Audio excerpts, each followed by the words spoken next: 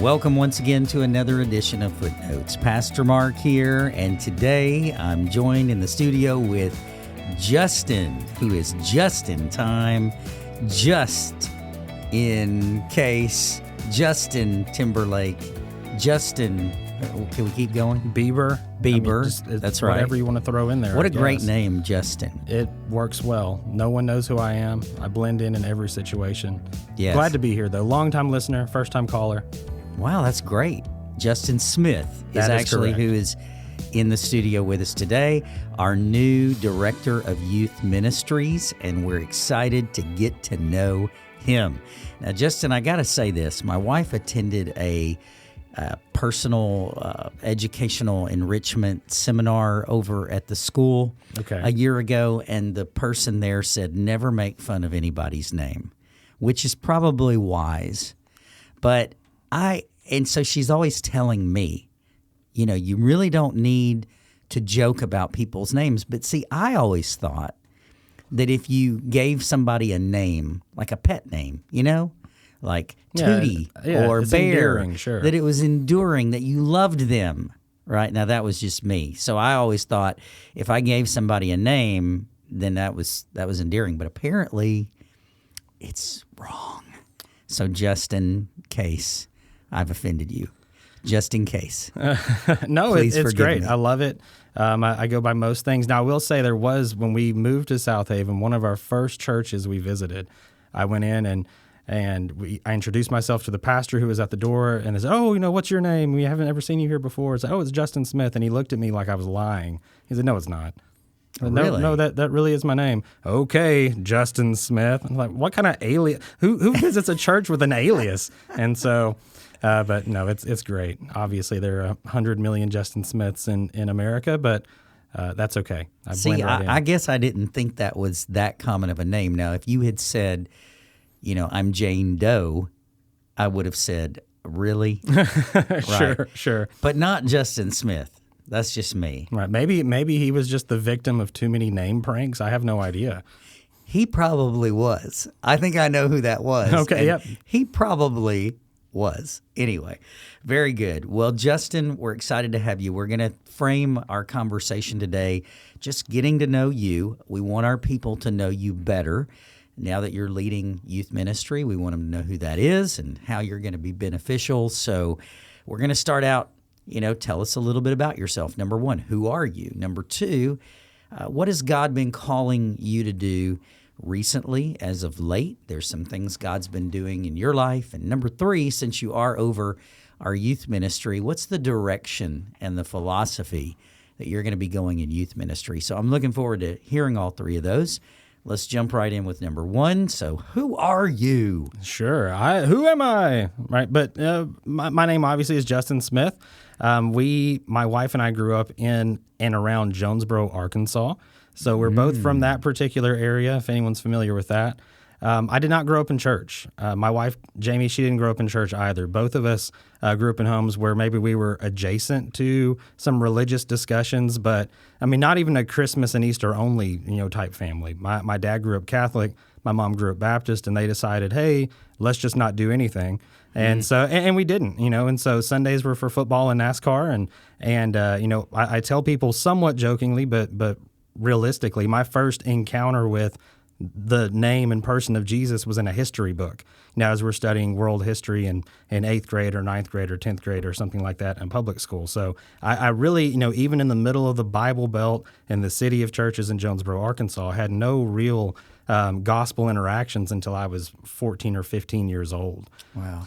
Now that is phenomenal to hear that. I think you've told me that before, but I guess I didn't realize that it was that void of the Spirit, so to speak. And you're right, Jonesboro, I used to live over there, as you know. Sure. Pastored over there. My first church that I full-time pastored was in Harrisburg, which was on Highway 1, south of Jonesboro, 20 minutes. And there's churches everywhere. They're out in cornfields, rice fields, whatever field you've got. There's also going to be a church right out there. And so no one ever invited you to youth group or No. I didn't get invited to youth group. Maybe I was a standoffish person. I have no idea. But I didn't go to vacation Bible school in elementary school. I didn't go to youth group. My first time visiting a church was with a friend's family when I was 15. I spent the night over there, and they said, "Hey, just to let you know, it's Saturday night. We're going to church tomorrow morning." And I thought, well, okay, sure. I don't really know what that means, but okay, here we go. And I'll so, sacrifice to the occult god. yeah, no big deal. You got a chicken, for me to kill? Yeah, sure. I'll do that. Yeah, and so that was my first interaction, with the gospel. And I'll say that his parents were very intentional about, creating opportunities to share the gospel with me, and it didn't stick at that point, but at least that was where some of that foundation was formed, and over the next few years, had the opportunity to go to church with different people. Still, really, none of it ever landed. I can't remember one really specific instance where I heard the gospel and just fell under a deep conviction for my sin until I was 19 years old. Jamie and I were dating at that point. Again, she didn't grow up at church, and she kind of maneuvered her way into the church to get out of a punishment at home. She was grounded, and the only way she could leave the house was to go to church with a friend. And so she said, well, if this is all I can do, I'm going to do something to get out of here. And through that, she heard the gospel when she was 16, and she made a profession of faith and gave her life to Christ at that point. And so we were dating, and I began going to church with her when I was 19. And because you wanted to be with her. Right. Just, out of respect for her, she asked me to go to church. Now, I normally throw the disclaimer out there. I would never tell any young man or young woman in the youth group to evangelize through dating. Right, but that was the situation we were in, and through going to church with her, I did hear the gospel, and I can remember one particular Wednesday night Bible study, just hearing it laid out very plainly, that I am a sinner, that I am guilty before God, that I am separate from God and dead in my sins and transgressions, and this is what it means to be eternally separated from God. And I thought, oh man, that's me. That is 100% me, and just really wrestling with that. Even then, still wrestling with that for a few months before realizing like, hey, this is where I'm at. I don't have to be here. There is salvation in the faith or the work and blood of Christ and giving my life to Him. And so Jamie invited you then. Jamie invited me. That's right. And do you remember what church this was? Yes, that was Herman Baptist Church in Bono, Arkansas. Yes. Yes. Now, interesting little side fact, and I know this about Jamie. I'm not sure if this is true about you. She went to the high school that had the first United States school shooting. That's right. She went to Westside High School, and she would have been in fourth grade at that time, and the shooting happened at the 6th grade building. I went to a different school district in Jonesboro, but yeah, it was traumatizing, and we still meet people. The church was actually Herman Baptist Church, about a half mile from the high school, from that West Side campus where this first school shooting occurred. So there were many members there at the church that had been affected personally, that had been shot in this particular school shooting, and the two kids and their families still lived in the community when they were let out. They were minors, and they were charged as minors. So when they were 18, they came back home, and it was very upsetting and traumatic for the community. And really still, every year someone will post something about the anniversary of the West Side school shooting and bring up those hard feelings again. Yeah, and I know everybody remembers Columbine, which happened after West Side, but I remember living in Memphis and hearing there was a shooting at a school in Jonesboro, and that would have been about 1998. That's right. I think I was 11 years old, and so 1998. That's just going off my memory. 1998, and I remember, and Columbine didn't happen until 2000. Right. So this was 2 years before that, and I remember people were going, what in the world is going on over there? Those people are crazy, thinking that. And I used to direct a children's camp that you went Stone Ridge. Yes, Stone Ridge. Smithville, you went Arkansas. Smithville. Yes, and we used to pass right by that school on our way from Memphis to Smithville, and I remember seeing that school, and I would think, that's where that school shooting happened. So that no doubt played into as well the gospel. So what year, you said you went at 19? Right. So that would have been 8 years later. Okay. Okay. After that particular Did that event. play into Jamie's salvation? You said she was saved at 16. Right. And I'm not sure. I think more of hers was just intentional gospel conversations from her friends, which, sadly enough, some of those same friends have fallen away from the faith. But those were the ones that brought her to church, that were excited about what was going on within their youth group. They were excited about what was going on in their church, and they were just excited to invite their friends. And so Jamie, heard the gospel really as a way to hang out with people. Like I said, she was grounded, but I'm not exactly sure the intersection between that event and sorry, the and gospel. that's kind of a side note, but when Jamie told me that, a couple of years ago, I thought that was so interesting and just neat about your background and where you lived and your story. But I love that, you tell that she became a Christian at 16, and then because of that, you went to church. You heard the gospel. Let me explore that conversation that the person preaching had with you that night when you clearly heard the gospel. Was it a youth pastor? It was the pastor's wife, and she was woman preacher. So she was the leading. story's already going downhill. And so it wasn't the from the pulpit, but it was just within like a youth Bible study. That's great. Yeah. And and it wasn't even a personal one-on-one conversation. It wasn't something that she was intentionally pointing me out. She was just sharing the scripture with the group. And so she wasn't singing the Ray Boltz song "Watch the Lamb," and she didn't, like, in the middle of the song, point at you and go, "You carry his cross." She didn't do that. She didn't do that. Not at that point. Good. This would occur. I'm not years saying later. I ever did that, but I've seen that done. Gotcha. Anyway. Well, if it's effective, we should bring it back. Well, I saw a grown man do it on the stage of a church, and we all were looking down the whole time. He did the whole thing, man. Wow. He got it's back when you would sing specials. Right. And this guy, he wasn't dressed up or anything, but he acted out the whole song. That is, and he got something. in the face of people and you carry his. And maybe it's just Ray Boltz songs. Kneeled down in the middle of the song. Yeah. Yeah. Our experience with that was Ray Boltz "Thank You," and we had someone do a special, and for some reason they had invented wireless microphones at this point. So she came off the stage and personally went up and thanked everyone she could before the song was over. Thank you. As the background track is blaring, and it was one of those things of, please don't come to my pew. I can't look at you or acknowledge this. Yeah. You don't have to thank me. I did it all for Jesus. That's right. Thank him. Okay. Well, so you heard the gospel, and it was a pastor's wife who did that, and clearly presented that you were a sinner and that you were lost. When you got saved, I bet that was a big change in your life. How did your parents react? Just curious, because they had never gone to church. Yeah, well, they went, again, my dad grew up in the Catholic Church, which is obviously very different beliefs and practices and traditions. My mom grew up in a Baptist church, but I had never been to church with either of them, especially as a couple. And so I would say, first and foremost, the biggest change, I was a sophomore in college. And so I was living a life like a lost sophomore in college would. I was attending frat parties. I was, staying up all night, hanging out with friends in dorm rooms and things like that. And so when I was saved, I would still go to these same places, but I wasn't drinking or doing anything else extravagant. I was there really as the buzzkill, trying to tell my friends about the gospel. And I lost a lot of friends very quickly because, when it wasn't Party Justin anymore, a lot of these people didn't want to hang out. My dad and mom at that point, they divorced when I was 11 years old. And so my brother and I, who's a year younger than me, we were raised by my dad.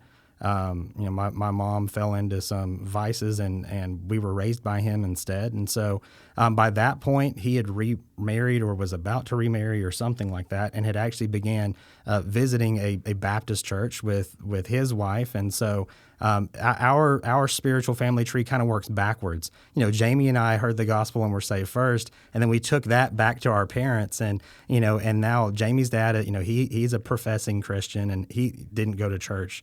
He was raised Church of Christ, if you're familiar with that, particular denomination and teaching, and so he left that works-based, get baptized every sin mentality, and has made a profession of faith, and my dad and stepmom have done the same, and so we're still working on the rest of the family. Jamie's sister has made a profession of faith. She claims to be a Christian, and that's amazing. I've had gospel conversations with my brother, and that hasn't landed necessarily the same way. But at least we can say that we've been obedient with that. We've taken the gospel to our family, and we just let the Lord work and, that's and rely awesome. on that. That's incredible. Well, that's great. So you got saved. Was that Jamie was obviously saved before you? So was that something she was praying about? Yeah, And she was excited you became a believer.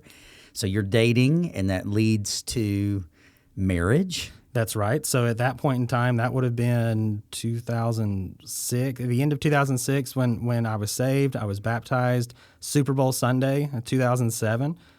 Which just so happened to be Hayden was also born years later on Super Bowl Sunday.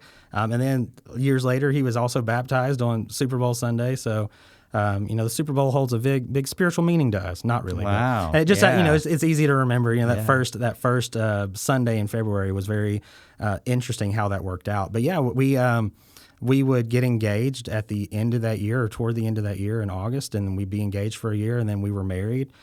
Pretty young. I was 21. She was 19, about to be 20. But, we were excited, and we had support from our families to do that. We're living on love for those first few years. Living on love. But Go ahead, sing it. Living I need some karaoke lyrics. Yeah. But who yeah. is that? Timothy, who is that? Who sings Living on Love? Alan Jackson. All right, we'll go with it. There you go. Anyway, Alan Jackson. But yeah, it certainly, she was very excited about it, and then we really had the opportunity to become that ground level of building what we want to see as just that spiritual heritage, through our relationship, and then pouring into our kids, and Lord willing, they are kids one day, and so on.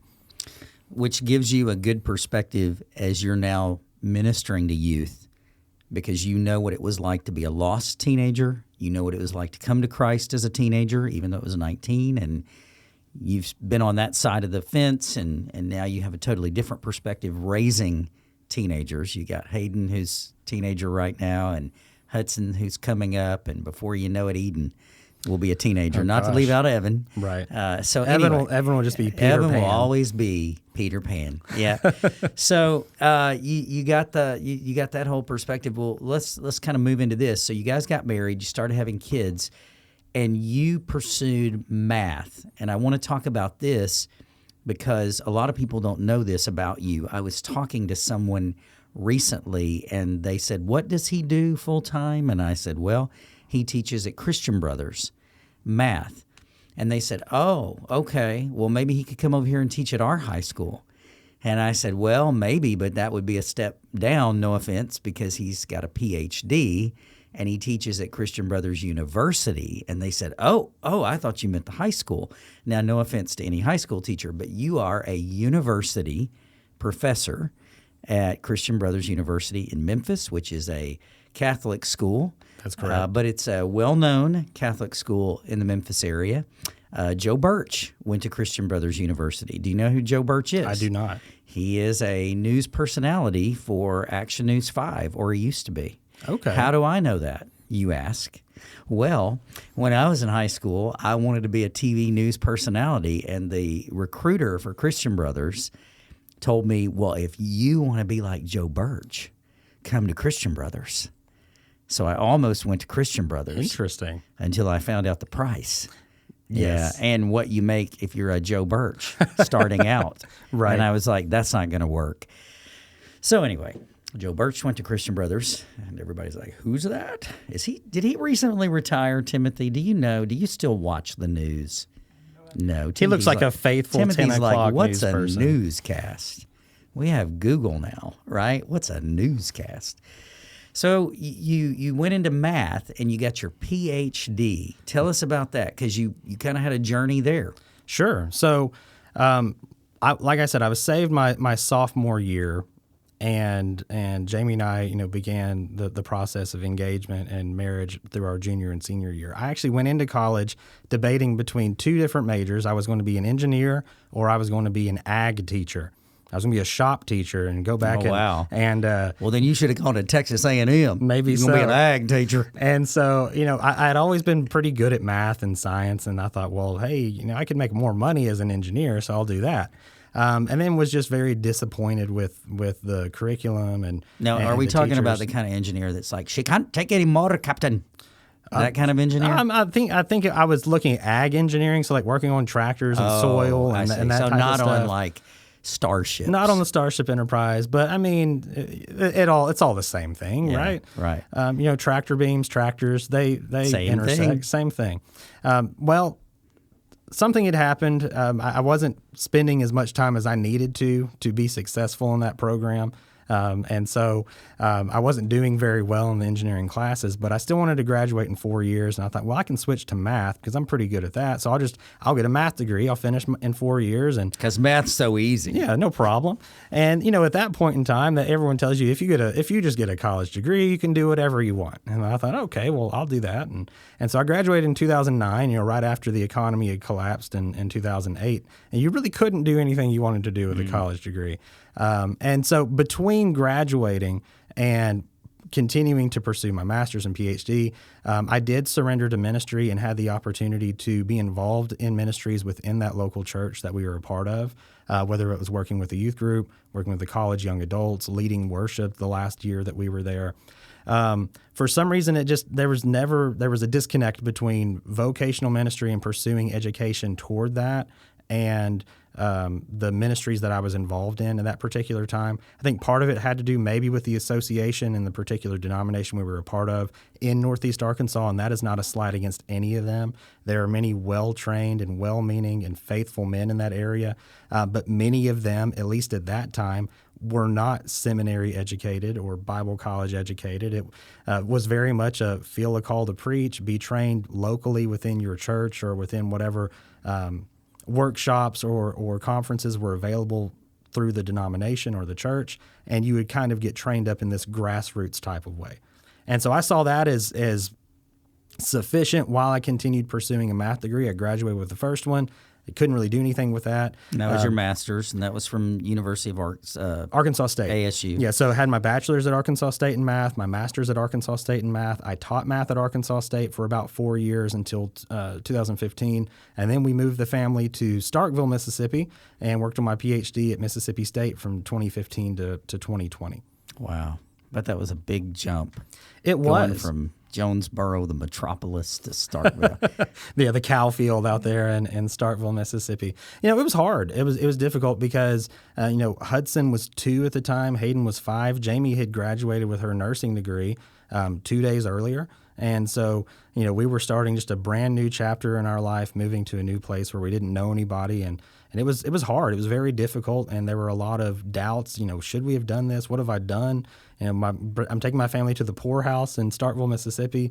But through that, I feel like that testing really brought us closer together and helped to materialize exactly the path that we wanted to move forward. We wanted to finish that particular degree so that Jamie could work less because, for whatever reason, university professors work less and make more typically than a high school. I'm not saying it's right, but that's just kind of how. You're right, because I taught for 4 years at Crichton College and taught at the seminary in Jacksonville, and I've always said, because I taught 4 years at North Point at SBEC, and I said, listen, high school teachers have it 30 times harder than anybody in secondary education. Yeah, it's just and that's true. It is really just true.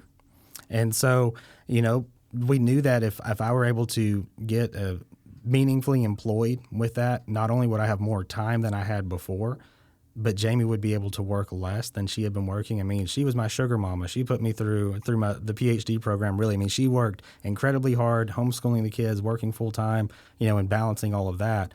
Certainly I was still working, but, the only way that worked was for us to work together in that way. And this was all in Starkville. This was all in the Starkville and Columbus. They're about 30 miles apart. We spent a few years in Starkville, a few years in Columbus, but this was all in that particular And you got area. your PhD from Mississippi State. I did. I have officially a PhD in mathematical sciences with an emphasis in mathematics. Wow. I can't even spell that. You're smart. That's great. That is awesome. And I think that lends incredible credibility to you. I mean, this is a guy who has also been in education and understands education from the top down. And has a lot of good life experience. So that's fantastic. So this is kind of your story. Now, real quick, we got to move on to number 2, but God led you to South Haven. Now, tell us just quickly about that, and we'll talk about how you even came to Broadway. Sure. So we were in Starkville. I was graduating Mississippi State in 2020, right? So I graduated with my first degree in the housing collapse of 2008, 2009, graduated with my PhD during the middle of COVID, and I put probably 50 to 60 applications out around the United States, everywhere. Certainly, we didn't want to move any further away from Jamie's family in Jonesboro. Mine's somewhat scattered throughout, but Jamie's family, especially in Jonesboro, we wanted to maintain close connections if possible, but it was looking bleak. I had an interview with Christian Brothers in February of 2020 that I thought went well, but ultimately I didn't get that job.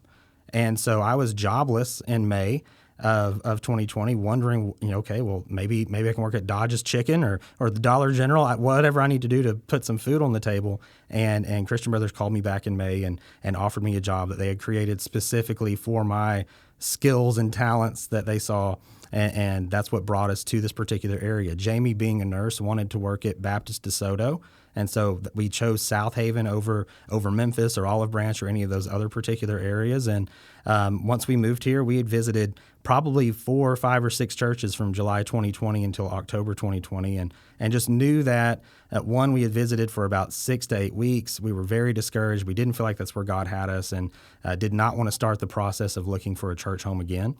A mutual friend of ours, Chris George, we had made this decision on a Sunday, didn't tell anyone. It had only really affected our family, but we were thinking through where we were going to visit that week. I think Jamie had been texting me, okay, well, where are we going on Sunday? And by Thursday, I had no idea. I didn't even really want to look, to be honest, because it was so discouraging. And Chris called me out of the blue when I was coming home from work. We chatted, and he said, hey, this is kind of weird, but I actually have a friend that I pastored in the same city with in Lufkin, Texas, that moved to South Haven recently. Why don't you go check it out? I mean, I know him well. I know that you'll enjoy it, but it's also going to be biblically sound. And so just go check it out. And we live 3 minutes away from the church, and we drove by Broadway over and over again. But maybe if you've never visited Broadway, it looks like a giant castle. Not in the sense that the building is wrong or anything, but it's just huge. And I thought, well, there's no way we could visit there. We will just be wallflowers. There's no way we could make any meaningful connections. But, upon Chris's encouragement, we visited one Sunday in October, and we haven't been anywhere since. That's awesome. Yeah. And I remember when you came and you visited and we met, we had just gotten here. We moved August 2020. Wow. And that was my first Sunday was August. And then right after we moved, 3 weeks after we moved, the church had to shut down for 2 weeks because everybody got COVID. And it just felt like we couldn't get our feet on the ground. My family had moved, our life had been upended, and, I was going, what did I do? What have we done? Right. And I remember when you came in and you said, hey, we have a mutual friend. And I said, okay, who's that? And you said, Chris George. And I was just like, man, that's great. It's just great that there's this young family here. Nobody else is here because it's COVID. This place is empty, and you're here, and I'm so encouraged. And so that was the beginning of you guys coming, and you stayed, thank God. I was kind of worried, this place is going to run them off. Not the people, but the place. You're right. The building, it's intimidating. I have heard so many people say to me who have joined, I never considered coming here. But somebody invited them, or somebody mentioned, hey, have you heard good things happening over there? Again, I don't know why, but it is an intimidating building. I mean, I think you said it looks like, what did you say? Well, it just looks like a fortress from the road, right? Yeah, as you pass by. And part of that is just the fact that you have the church connected to the school, and it seems like the church just goes on for a mile, like the Nissan plant down in Jackson, Mississippi. Yes, that you pass on the highway. It's never going to end. You think, well, I don't even know where I would go. That's but, right. But it was the exact opposite feeling coming inside the church. And 3 years later, it's still the exact opposite feeling every time we come inside the church. We have such a loving and welcoming church. I know you've mentioned it from the pulpit multiple times, but that's not always the case when you go visit a new place. Sometimes Sometimes they make fun of your name. Sometimes they don't. Sometimes they don't say anything to you, right? Yeah, that's right. And it's not even the size of the building. Right. You know, I have this experience where I got stranded in an ice storm in West Memphis, trying to get back to Texas one year. I'd come up for my buddy's wedding, and I got stranded right outside of a church, a Southern Baptist church. So I walked in, and it was the coldest church. It would have been warmer outside in the ice. You know, here I am, a visitor, obviously. There's very few people there. And I'm even telling them I'm a pastor. They don't care. You know, they don't want to talk to you. And it's funny because they think they're the warmest church. I finally, during greeting time, there's only like 15 people in the sanctuary, and nobody comes and says hello. I could have been a shooter. I could have been anything, you know. And finally, I go up to a woman sitting in front of me, and I said, "Hi. I just want to say hi." She's like, "Oh, hi." And I said, "What's your name?" She wasn't going to give me her name. She tells me her name. She's young. And I said, "Well, why do you like this church?" And she goes, "Because everybody's so friendly here." And I thought, really? Well, I must have not gotten the Wheaties you got. Right. So anyway, it doesn't matter size. It can be friendly or not. But that is a challenge that Broadway has that we're pushing constantly against, is we've got to think about how we can be warm and welcoming to get people in the doors. I think once they meet our people, they love our people. And we hear over and over again, kind people, killed with kindness, loved, welcomed, warmest church. So, you know, what a blessing that is, right? For sure. I've also never heard anyone say, well, you know, if I can't visit Broadway again because the people aren't welcoming or the people aren't nice or they aren't loving. That's never been anything that I've heard. Yeah, and that's good. Praise God for that. So you came to Broadway. We're so thankful you came. You've been here now for 3 years. That's you right. came right about the same time I did. And now let's talk about, you know, we've gotten to know you. We've gotten to know what is God calling in your life now? Because there's been some changes, and people might say, well, I thought he's a professor at Christian Brothers. Why is he now working with our youth group? So let's talk just very briefly. Number 2, God has been kind of moving in your life, and you addressed this a little bit earlier, you know, where you grew up and how pastors didn't really go to seminary. But last couple of years, you've been attending seminary. That's right. I started last summer attending online and some modular classes as well as some in-person classes through Southern Seminary in Louisville, Kentucky. They have an the Southern Baptist Seminary. Yeah. And they have an extension site, an extension campus at Union University in Jackson, Tennessee. So over the past year, I've been, like I said, taking some classes online. On Mondays, I'll drive up to Jackson and sit up there for hours on end and taking some classes. And this is something that you and I sat down, I believe, last summer and discussed because I let you know my desire certainly has always been for the past 15 years to be in ministry, but not really understanding exactly what type of ministry or what that should look like or maybe what training I necessarily needed to make that happen. And I wanted to go through the process the right way, or at least under some advisement and some wisdom from someone that had been in that process before. And so we discussed it, and I looked at my options and different seminaries and classes I could take. And Southern offered courses and programs that matched my schedule well.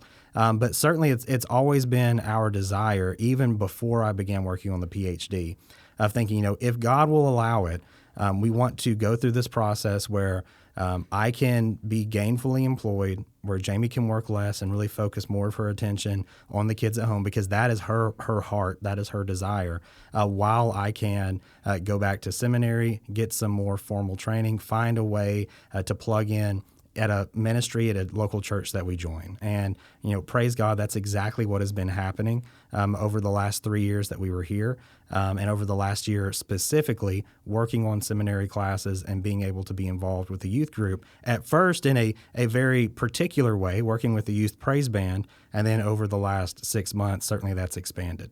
Yeah, so God calling you into more ministry, fuller time, and people might say, well, what about the teaching at Christian Brothers? And you're still doing that, and that's always an option. but you do feel like, hey, the future of my life is more ministry if it's available. Is that fair to say? I think that's very fair to say. And, I've had people ask me before, well, what if you were faced with a situation where you had to pick one or the other? And I really do feel like, God is leading me on the trajectory toward more vocational ministry. And we'll see what happens. Maybe it continues in this part-time bivocational ministry type position for a while. Maybe it becomes something full-time sooner than later, or later, who knows. But right now, I'm blessed to be in the position where I can fulfill my duties well at Christian Brothers and also have time to pour into the youth group and the youth ministry here at Broadway. Man, that's just the blessing of the job you have and the grace of God and what He has done leading you to us. So let's now move to the third question. So we've talked about you. We've talked about how God is working and calling in your life. And recently, as of a few weeks ago, you officially became the part-time director of youth ministry here at Broadway. That was something that we approached you about. We prayerfully considered, and there was a whole process that was involved in that I'm not going into here. But there was a process, and a lot of people were involved. And initially, you were going to be our interim. So That's right. We had a void, and you said, hey, I'll be happy to help. So we put you as the interim, and we actually said, just to protect you, if you take the interim, we're not going to consider you, at all in the future. So if that's something that you want to do, don't be the interim. And you said, no, I that's fine. I'll be the interim. I'll help. This is where God has me now. I'm thankful you said that. We went back on that policy. It was a wise policy, I think, at first, so that, we're not trying to do a dog and pony show with you or anybody else, and we're trying to treat everybody fairly. Right. We just wanted to protect in the situation, but, you don't always know everything when you do the best job you can. So eventually we started seeing the fruit of your leadership, and over about 3 or 4 months, we had gotten we had put out lots of pleas for applications, and we just weren't getting a lot because there's a national shortage of youth ministers, and so we weren't really getting a lot of quality people that were applying, a lot of options. And so we started talking with the youth council and with the youth group and with the personnel council and with the staff, and I mean, it's a whole lot of talking and saying, hey, what do you guys think about Justin maybe doing this for the next year permanently, and let's just try it out. No obligation. Let's let him come in, give him a year, let him start taking the reins. What we've seen so far, we like. There's good fruit, and that happened, and the church voted to do that, and we're excited. So think about you now leading our youth ministry. What's your vision and philosophy for what's ahead? You have stated this in interviews, and I was so impressed. I loved the things you were saying. I wished that other people could hear what you were saying in that personnel council interview. It was phenomenal. So no pressure, but recount all that. Sure, and certainly that wasn't a prepared statement. I won't say that I was caught off guard by the personnel council interview, but it was really speaking from my heart. And in doing so, essentially what I said was, number one, we want to create a unified youth group. It's difficult, and I can give one example even from last night. It's difficult for teenagers to buy in when they don't feel like they have an opportunity to buy in. Number one, to the leader, but also to one another.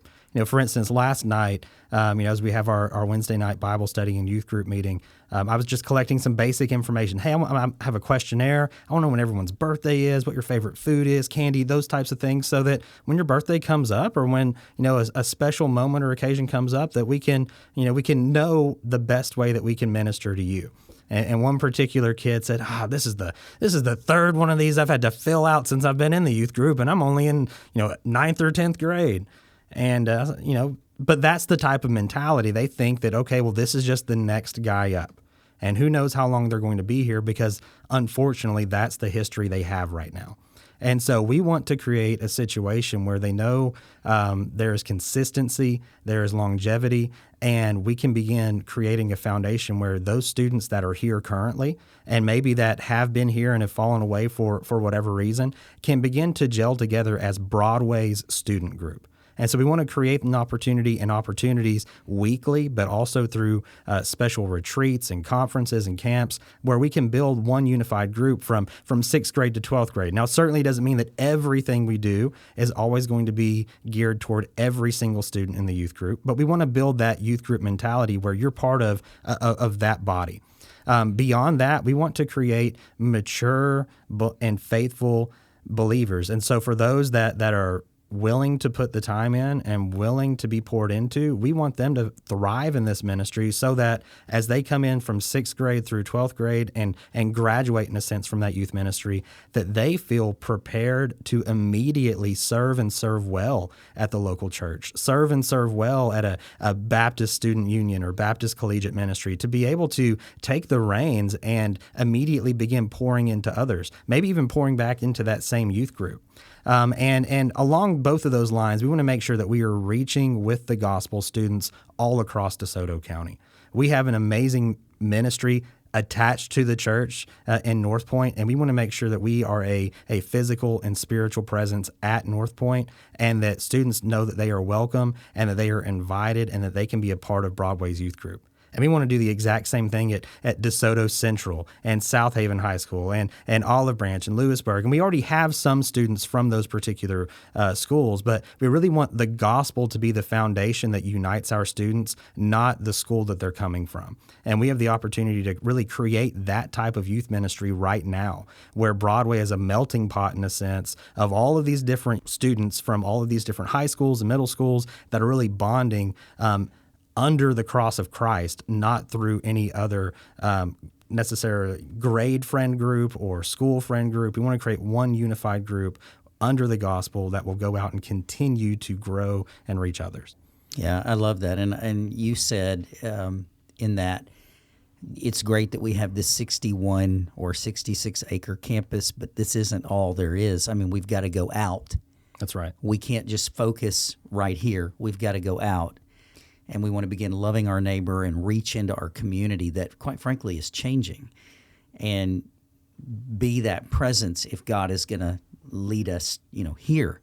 So I loved that, because I think your vision was, yes, I have a vision for North Point, but I have a bigger vision even beyond that. We want to be the youth group for everybody. That's and right. We want to be a youth group for all these different kids and students and people, and how can we do that? And that was so encouraging as well, that you want to do both. You want to do both. So very good. I'm excited. What would you say people could pray for you about as you continue leading the youth group over the next year? Are there any specific things that you would say, pray for me about this, or here's some things I'd like for you to know? I don't know, just kind of giving you that open mic opportunity. Sure. I would say immediately, just in the front of my mind, the first thing that you could pray for is that we build an excited and willing and encouraging volunteer base. Now, we have tons of parents that have come up to me over the past few months and said, hey, if I can be used this particular way, or my home is always open, or I want to host this particular event, and we want to include parents in that way. Right? I cannot and should not minister to the students we have by myself.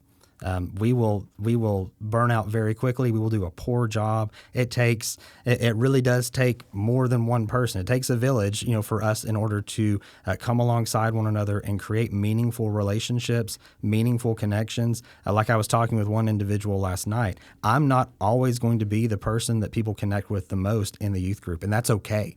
I need other men and women that are pouring into these kids, that are helping to do the work of the ministry, that will make us an excellent youth group, that will make us a youth group that other students want to be a part of, that students feel great about inviting their friends to and not embarrassed about inviting their friends to.